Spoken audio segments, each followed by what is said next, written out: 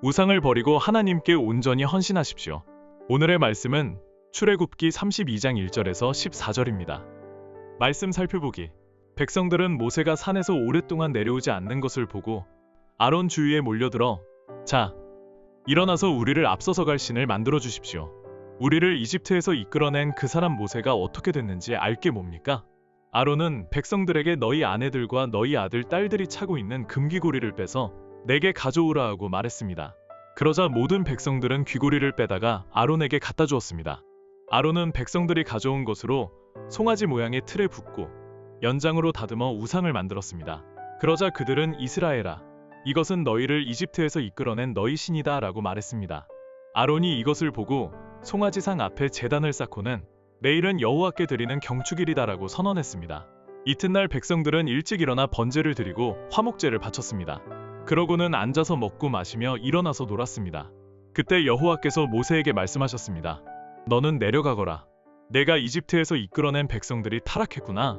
그들은 내가 그들에게 한 명령을 그토록 빨리 저버리고 스스로 송아지 모양의 틀에 우상을 부어 만들고는 경배하고 제물을 바치면서 이스라엘아, 이것은 너희를 이집트에서 이끌어낸 신이다라고 했다. 여호와께서 모세에게 말씀하셨습니다.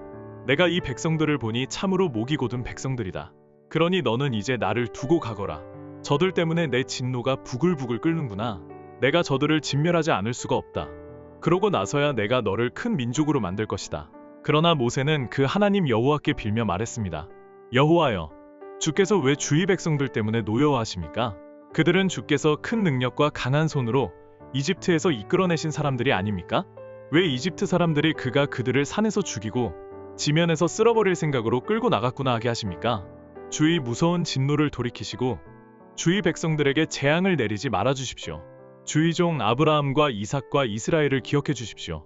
주께서 친히 주를 두고 그들에게 내가 네 자손을 하늘의 별같이 많게 하고 내가 그들에게 약속한 이 모든 땅을 네 자손에게 줄 것이니 이것이 그들의 영원한 기업이 될 것이다 라고 맹세하지 않으셨습니까? 그러자 여호와께서 마음을 누그러뜨리고 그 백성들에게 재앙을 내리려던 마음을 접으셨습니다. 말씀 이해하기. 모세가 시내산에서 40일 동안 머물며 하나님께 성막에 관한 말씀을 받는 동안 이스라엘 백성들은 산 아래에서 그를 기다리고 있었습니다. 그러나 모세가 오랫동안 내려오지 않자 불안과 두려움에 휩싸이기 시작했습니다. 그들은 아론에게 찾아가 모세가 살았는지 죽었는지 알 수 없으니 그들을 이끌어줄 신을 만들어 달라고 요구합니다. 이스라엘 백성은 큰 착각을 하고 있었습니다. 출애굽을 시킨 분은 모세가 아니라 하나님이십니다. 그러나 그들은 이를 인정하지 않으며 새로운 신을 요구하고 있었습니다. 아론은 백성의 요구를 순순히 받아들여 그들에게서 금귀고리를 받아 금송아지 우상을 만듭니다. 금송아지가 만들어지자 백성들은 이것이 우리를 이집트에서 이끌어낸 신이다 라고 선언합니다. 여기서 번역된 신은 히브리어 엘로힘입니다.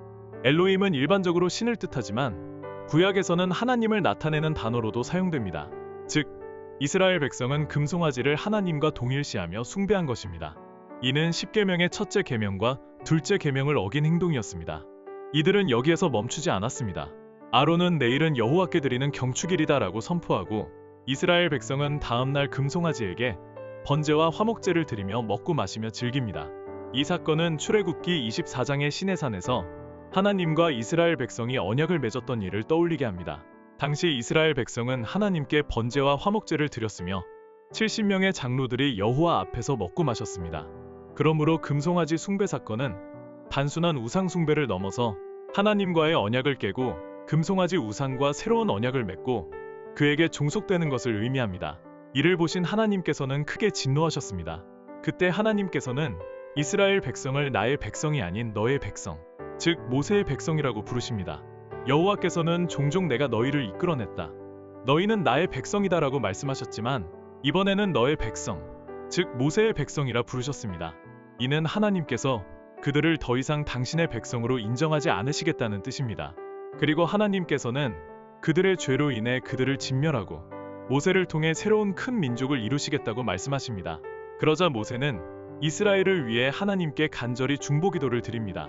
그는 하나님께서 네가 이집트에서 이끌어낸 내 백성이라 말씀하신 것을 되돌려 주의 백성, 주께서 이끌어내신 사람들이라며 주의 진노를 돌이키시고 그들을 살려주시길 간청합니다.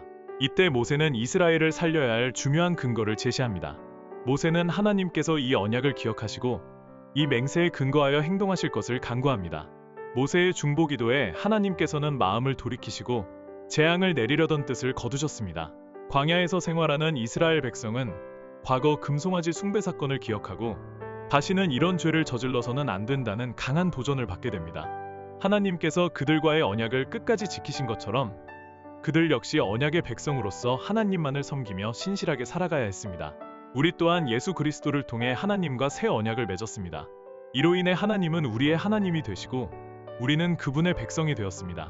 그리고 하나님은 언제나 당신의 언약을 신실하게 지키십니다.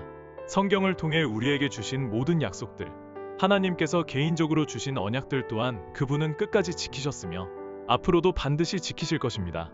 그렇다면 우리도 하나님과 맺은 언약을 신실하게 지키며 살아가야 하겠습니다. 말씀 따라 살아가기. 하나님께서 성경을 통해 당신에게 주신 구원, 보호, 풍성함, 기도 응답 등 약속의 말씀은 무엇입니까?